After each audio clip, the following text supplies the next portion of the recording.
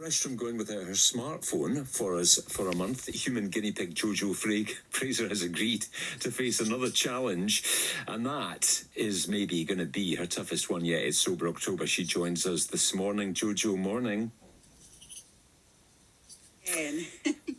Yeah, well, thank you first for stepping up to the mark and having a go at this for us. Have you ever done it before? A while ago, I did dry January. It's about like 5 years ago, maybe. Yeah. How did that go? I remember feeling pretty amazing, like energy-wise. Yeah, I felt really good. Felt, I could probably lost a bit of weight and a bit clearer-headed, maybe a bit less anxiety. So you've signed up happily again for the challenge this time. Let's step back for a minute and just think about what's your normal kind of drinking habits. If you weren't doing this, what would October be like for you? Okay, so I have this thing I call splash then a glass. So I get these wee bottles of wine for cooking, and I put a wee splash in, and then I quite like to pour myself a glass after.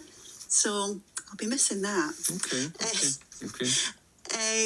Cocktails, like if I'm seeing friends, we love a spicy margarita or a nice glass of champagne, nice glass of wine, depending on where we're eating or whatever. So I see it as like a treat, I guess.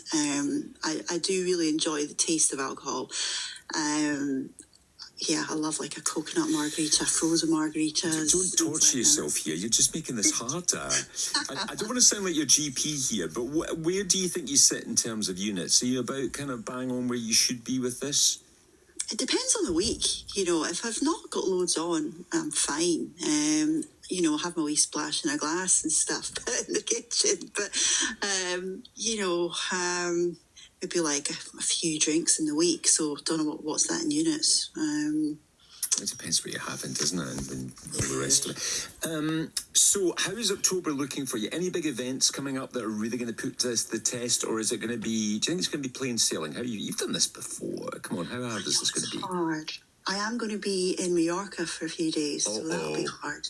Well, it depends, because if it's rainy and stuff, it depends what the weather's going to be like. But I do love a mocktail. Like, I love a mocktail, and I've got the kids really into mocktails. So I was thinking just really embrace the mocktails, and my daughter can go to the bar and get it for me because there's no alcohol in it. So that's a plus, right? Yeah. So have you told people about this? Have you kind of shared that you're doing it, or are you hoping that apart from being live on BBC Radio Scotland, you're just going to sail under the radar with this, and October's just going to sweep by? I've told a few people. I was at an event the other day, and I had a fresh orange and lemonade. That was really nice, actually. It's quite a refreshing drink. So that felt like a wee bit of a treat. So I guess it's just looking at other things as treats rather than, the alcoholic drinks that I really enjoy.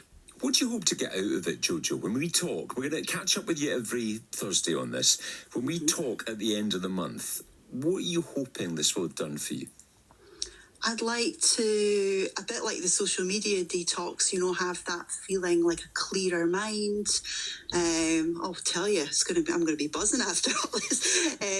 More self-control, being able to just remember you can have fun. You don't have to. It's these associations, right? Knowing that you can have fun and a good time. You don't always have to succumb to the tempting cocktails or whatever. Maybe sleep better. Bit weight loss, stuff like that. What about the cash? You're going to keep a tally on how much you would have spent and maybe treat yourself to something at the end? That is a point. I will say, though, mocktails are quite expensive. They're about $8. They can be like £10 for a mocktail. But yeah, generally, alcohol is more expensive, isn't it? So yes, thank you for encouraging me to get myself a wonderful gift.